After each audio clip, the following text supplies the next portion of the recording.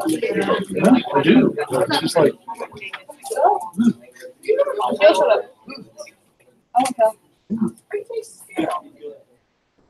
I thought it was sour Skittles. Not when you want to sour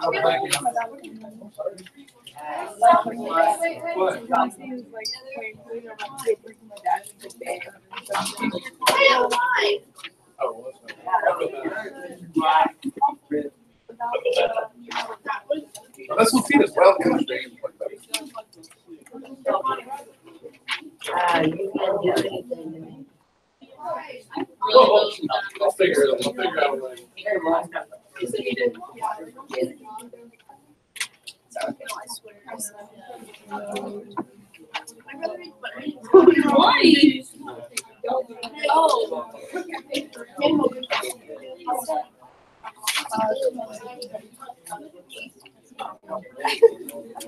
There's a web question here. So, Well, that's late.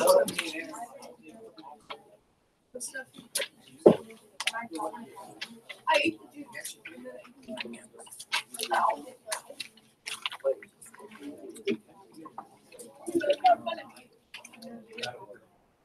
Thanks for friends. Pass them back. Got me. Let's go. Thanks for friends. Pass it back.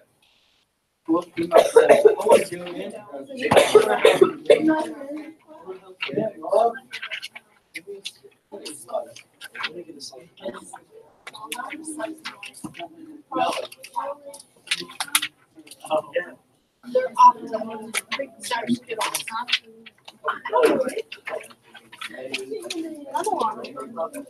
Oh, what class?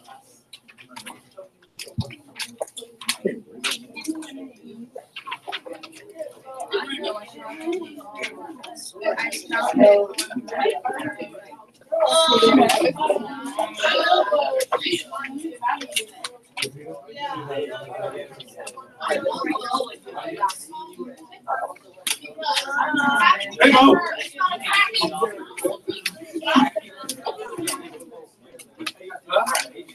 I gave you two phones.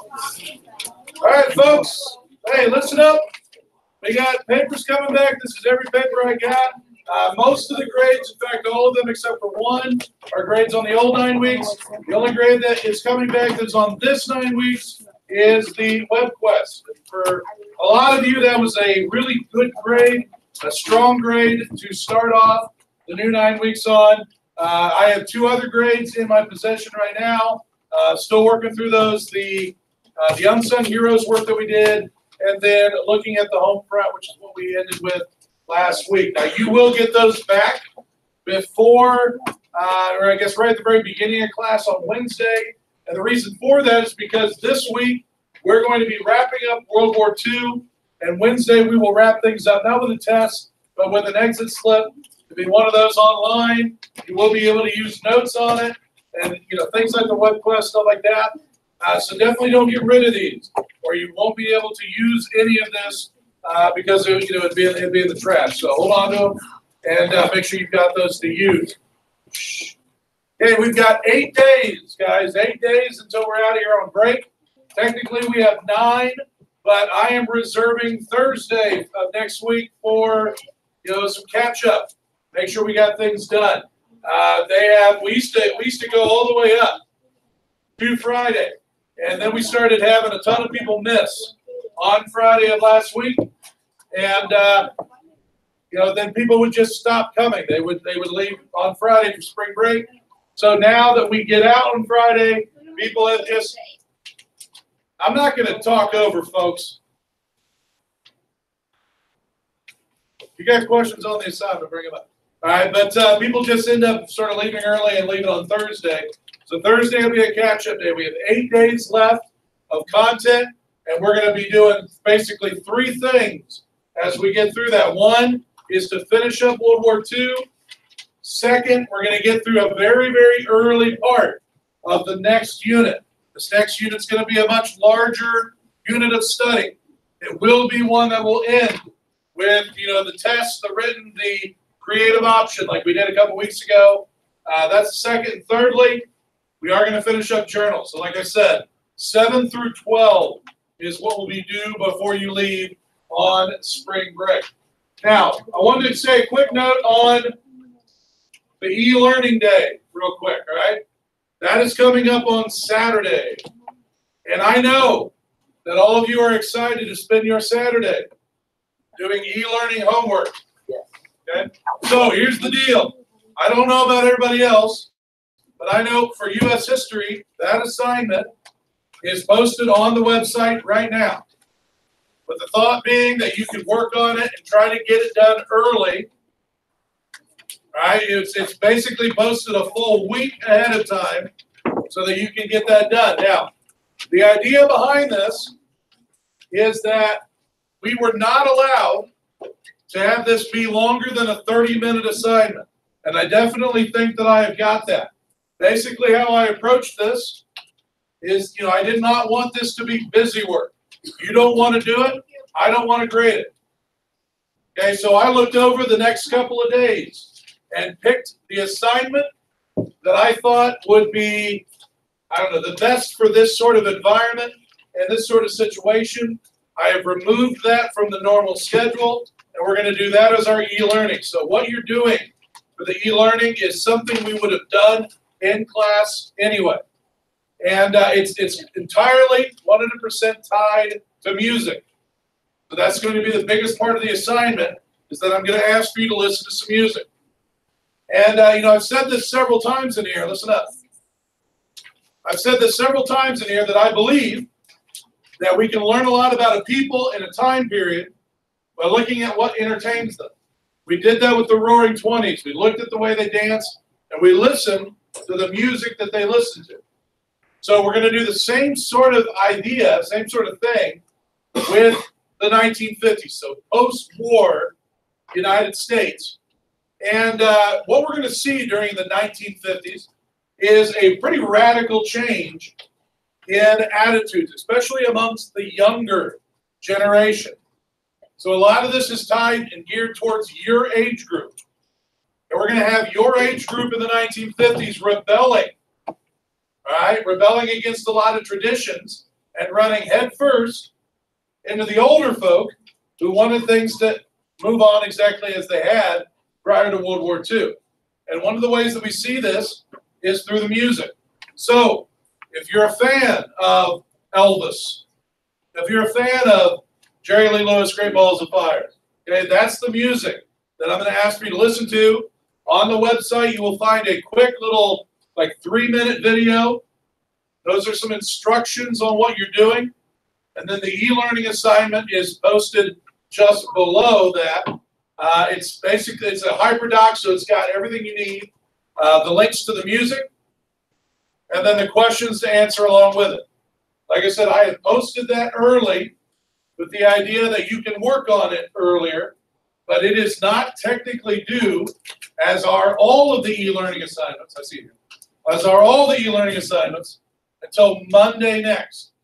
Okay, so whatever class you have, whatever e-learning is assigned, right, that is all due on Monday.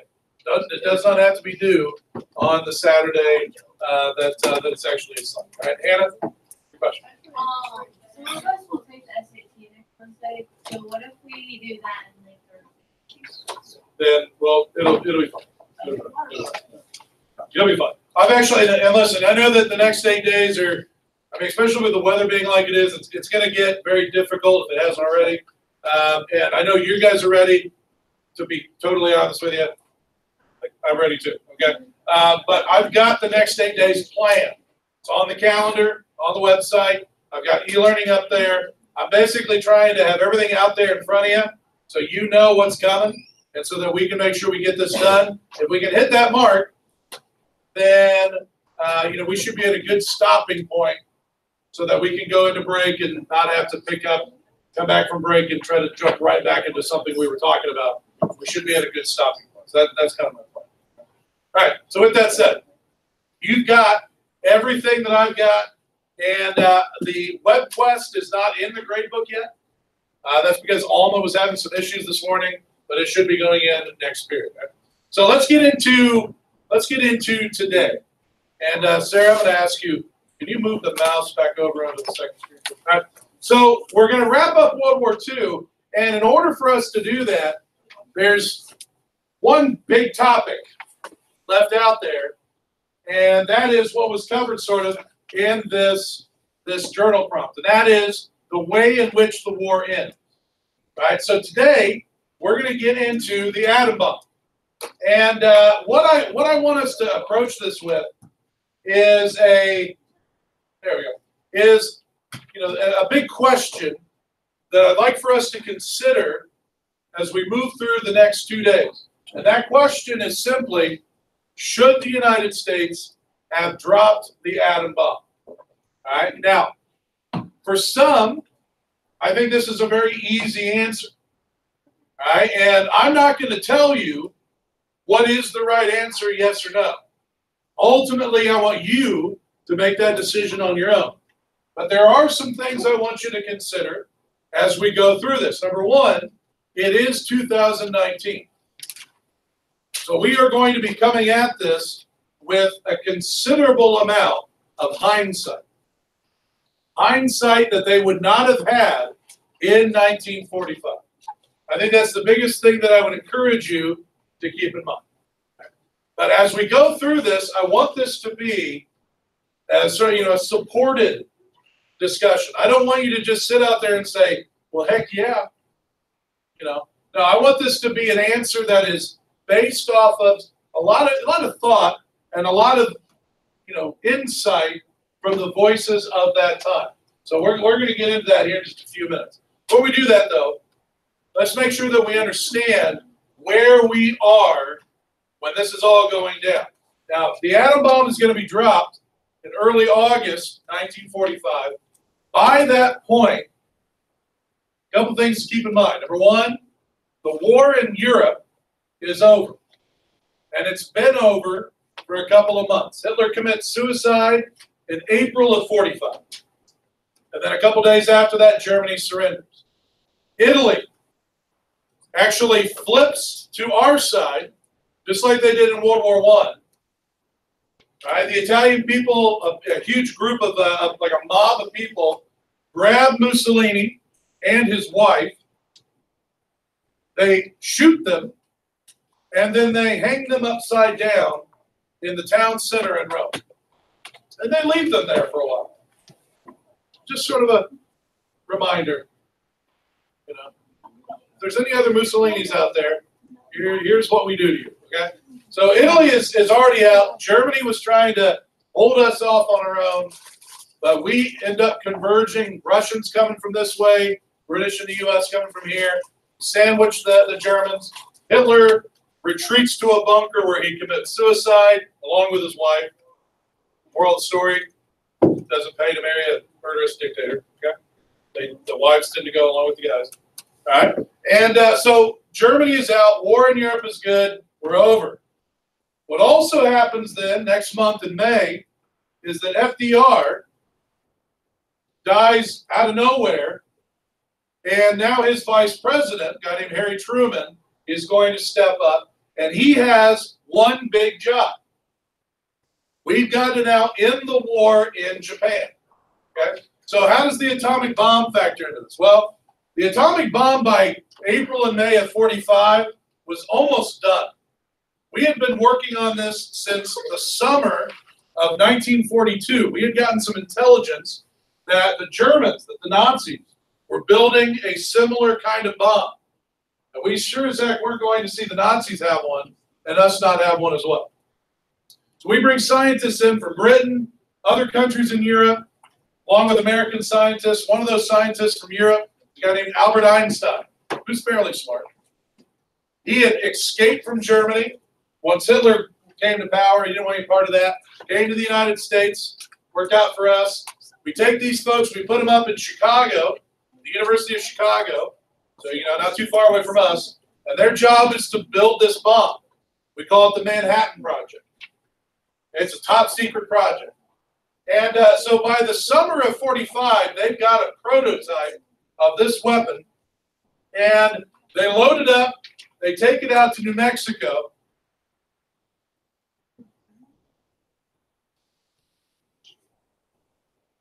Girls mind if I talk?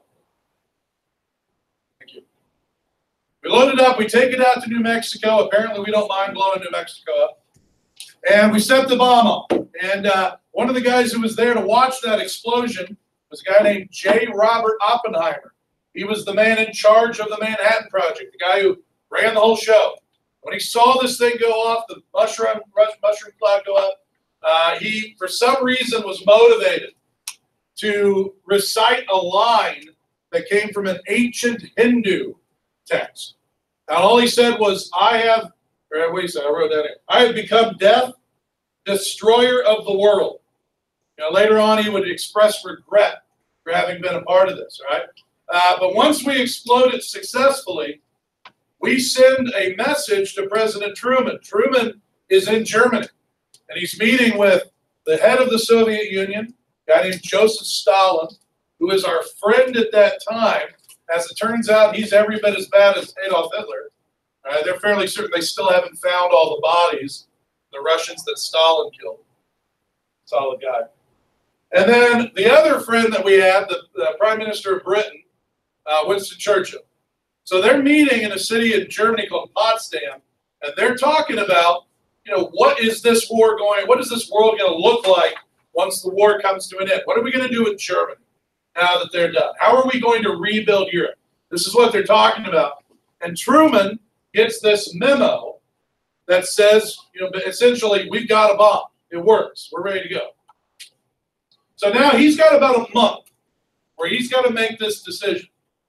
Do we drop this thing or not? And, some things to keep in mind as we get into this. Number one, privately, and Americans did not know this, but privately, we had begun early negotiations with Japan on a surrender. So, we were heading down that road. I think that's important for us to remember. But publicly, this is what worried Americans. Publicly, Japan was saying that they were ready to fight until the last Japanese man, woman, and child. All right, so there, for a lot of Americans, there was this thought of how long could this possibly go? Now Truman's got this bomb, and he has to decide if it's going to be dropped. Now, I can't imagine what kind of a decision that must have been. They told him, we will drop it on a military target. But I think Truman had to know that there was going to be a significant loss of life no matter where this thing was dropped. All right? So that's what that's kind of my point here, is I don't think that this is a simple yes or no. Now, you may ultimately decide by the end of the day tomorrow that the answer to this question is still yes, and that's fine. I'm not going to tell you the right or wrong answer here. I just want you to weigh what Truman had to weigh, the costs versus the benefit. All right? And just to visually show you what I mean by this not being an easy answer, Lapita, could you hit the line for me? I want to show you guys a picture. This is a side-by-side picture of Hiroshima. Left side will be before the bomb. Right side is after the bomb. And it's the same exact spot. How do you can tell the difference? How would you describe the difference between left and right? Matthew?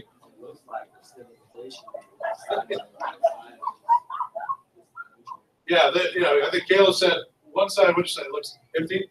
Yeah, one side looks empty. So this is before the bomb. This is after the bomb.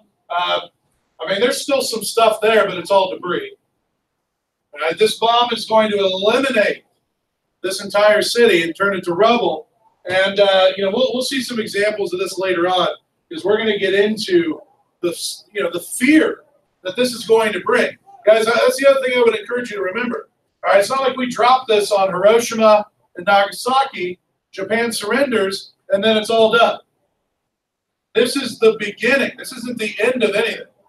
This is the beginning of a fear that we are dealing with still in 2019. Okay? So that's what I'm saying. This is not a simple yes or no. There are many things to weigh here when we consider the answer to that question back on the screen. Okay?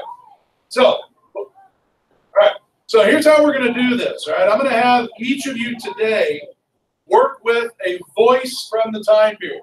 There are going to be 10 voices spread around the classroom. 5 of them are going to be voices that were in favor of dropping this bomb, and the other 5 will be voices that were cautioning Truman against it. So we're giving equal time to both sides here. All right, so you are going to spend time with your voice today, and then tomorrow we'll be bringing all of this together and making sure that each of you get a chance to hear the strongest arguments on both sides to help you to answer this question. As you can probably have guessed by now, at some point you're going to have to give your answer to this question. All right? So that's kind of what we're building to. First thing that's going to come around is the actual assignment. This is what you're going to use to break down and analyze your individual document. And then I'll be coming around and giving you the individual voices that you're going to hear from. Okay? Now, these voices are going to be just the front side of the paper. Some of them are longer, some of them are shorter. But if you end up with something on the back side of the paper, that is going to be an actual scan of the original document. Some of these are letters. Some of these are, like interviews that were done. Some of these are diary entries, which are some of my favorite things to read, because when you write a diary, what's the difference in writing a diary than in writing anything else? Yeah, like you're writing it thinking no one will ever read this but me. So it's about as real, I think, as it gets. So if there is something on the back, I just wanted to have you, give you a chance to see what the original document actually looked like. You guys are going to hear from Truman. You guys are going to hear from some of the generals who were advising him. And do not expect every military person to be in favor of using this weapon. Some of those who were the strongest against it were in the American military. All right, at one point, one of the voices in this is the guy who flew the plane, who dropped the atomic bomb. All right, so talk about a voice right there. Talk about a firsthand view of what this thing could do. But once you get the document, you guys are working on the front, on the top part there. Those 5 questions. 1, tell me what source it is. Letter, interview. One of these is the actual order that was given out to test the bomb. Question 2, who produced it? Okay, so who is it that wrote it? Who is it that said it? And is it somebody that we can trust? Is it somebody that we can trust? 3, and this is, I think, a big one. What is the document saying? What is the message of the document? And going into question 4, is it a document in favor of dropping the bomb, or is it against dropping the bomb? That's going to be key. Question 5 kind of gets us ready for tomorrow. Imagine that you had the responsibility of presenting your document to President Truman. All right, can you give me the strongest argument that your document makes in favor of the point of view of your document? So if your document is all about, it's all good with dropping the bomb, what are the strongest, maybe 1, 2 arguments that your document makes in favor of actually doing it? That's what I'm looking for there in question 5. Where it says part 2 discussion, that's for tomorrow. Leave that blank. Right? So you're going to have the rest of the time to do this, and then Tomorrow, make sure that you bring the assignment and the document. You need both of those tomorrow for what we're going to work on in class. All right? Questions? Gavin, you had a hand up. Somebody had a question. Just seeing things? All right, great. Okay. Yeah. All right. So once you get the document, you can go ahead and get started.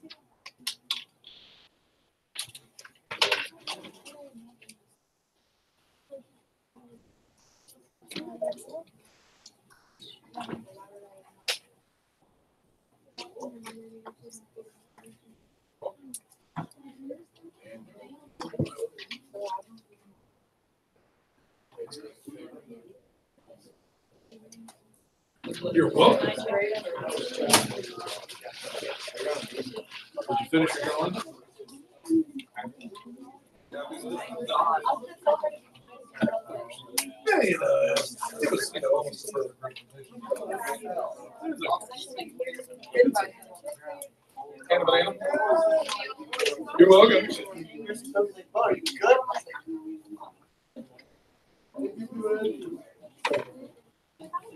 What I do this weekend? Well, there was a game Saturday. That was so funny. I actually got with me and they gave me my hand. It's up in my car. Yeah. I was sitting up there and I got my phone started blowing up. They were DMs from Lake. All of a sudden, it was an all caps. We need you down here. So that's where I'm. And then Granger started texting me. Oh, yeah. You did?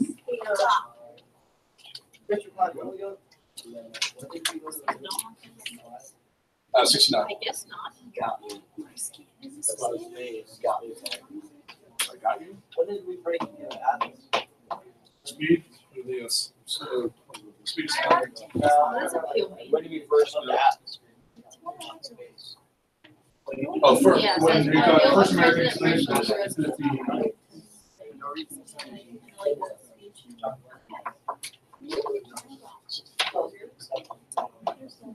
See, we didn't have space for everything else.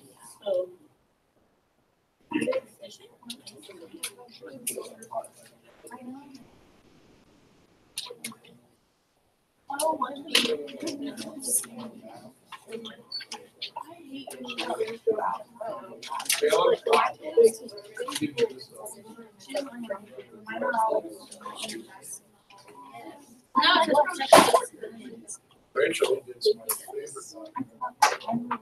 my favorite. All right, so just so we're clear here, first 5 questions, that's what you need to do. And then make sure that the assignment and the document both come back tomorrow.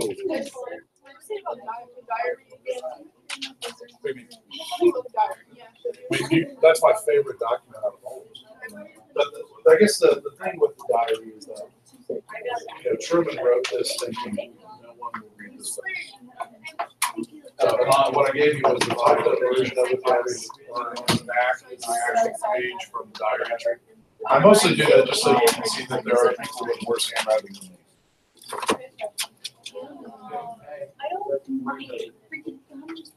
Okay, so this is Harry Truman. This is what would have been in newspapers across the United States.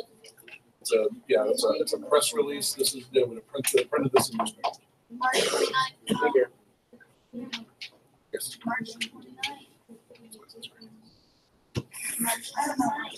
Hannah. I'm confused already.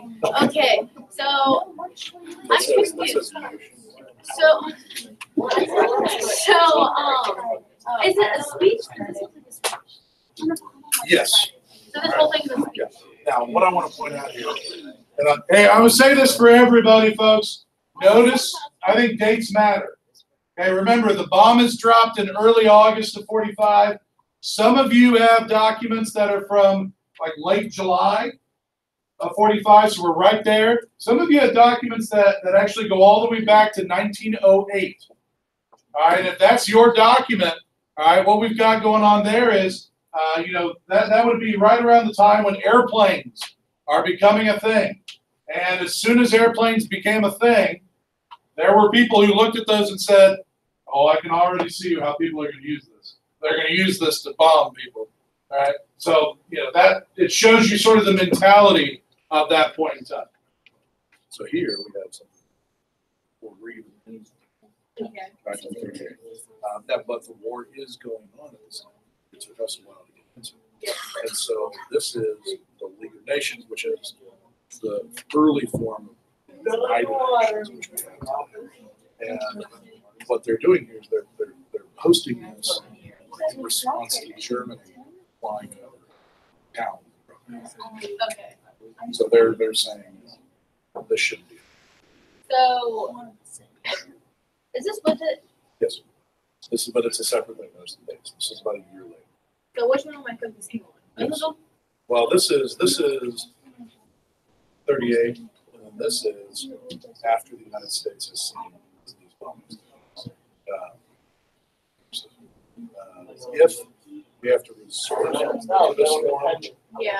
during, Because this is a speech. yes. So he's basically saying, I agree with what we did up there last year, but let's just make it clear here that if we continue to get bombed, at some point we're going to have to retaliate. Okay, so it is a speech. Yes. Is this who wrote that? Yes. Along Do with, I need to look up this?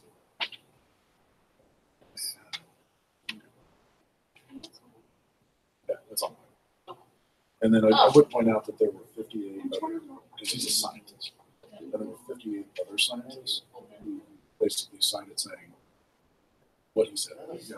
And they're all 58 of them were scientists who actually worked on the project. Okay.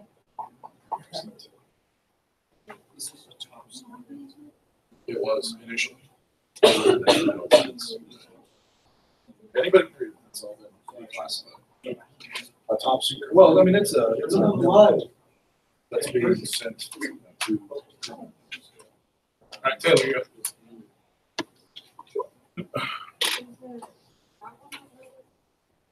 Yes.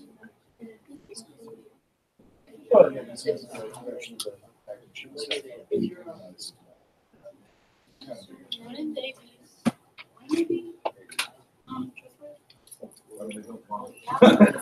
Yeah, I didn't know. yeah, absolutely, yeah. But notice the point of view and saying, it's decidedly against using it. So it's kind of like, we build it, we know what it can do. Don't ever use it. Yes. Yep, you did. What? Well, it's certainly him saying, this is what we're going to do, and here's why. So he's trying to justify it. Right? Caleb, I did give you a document. Okay.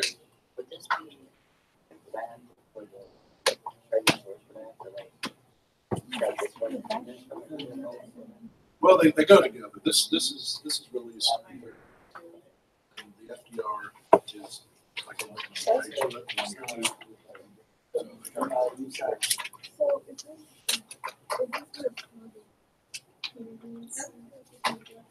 it's called, it's the international law against the bomb association. So you have the one that comes from really early. This you can just call it.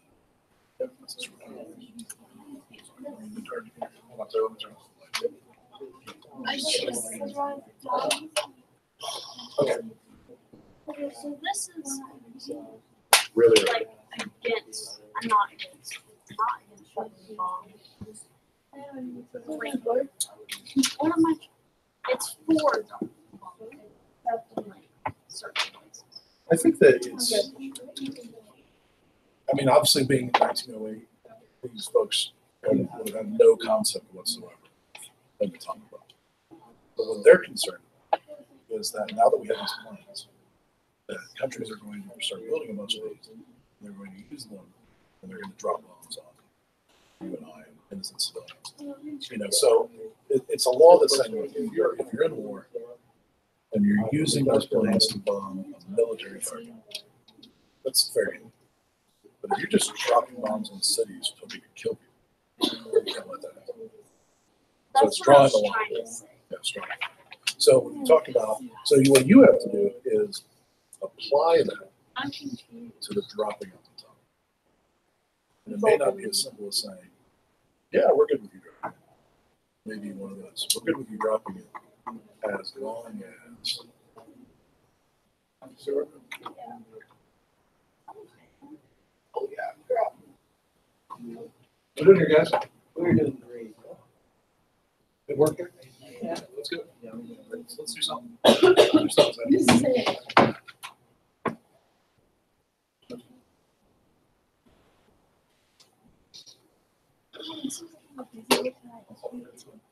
What we got? Yes, it's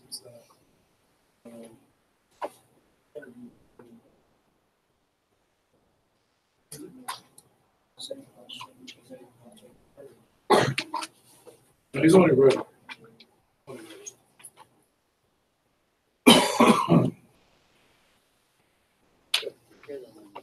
Thank you.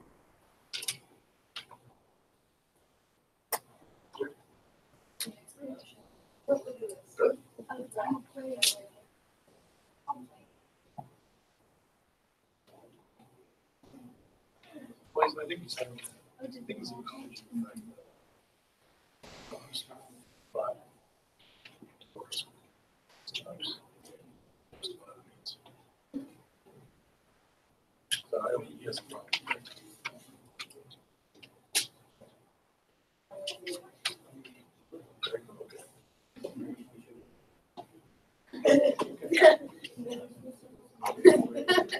Okay. Glad we could have that moment.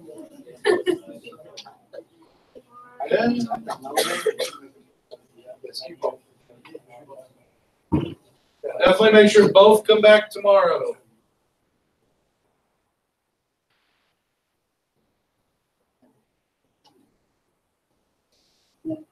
Yeah.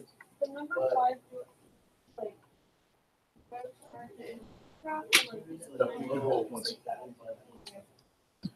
You guys frantically getting psychology? what is that word you put? Bishop line. So you know how he's saying how he doesn't want to drop the bomb? Which documents do you have? 8 What's motions for the ban of. Yes. Okay, it says, would you consider it trustworthy? I don't really know how to answer that. Well, so look at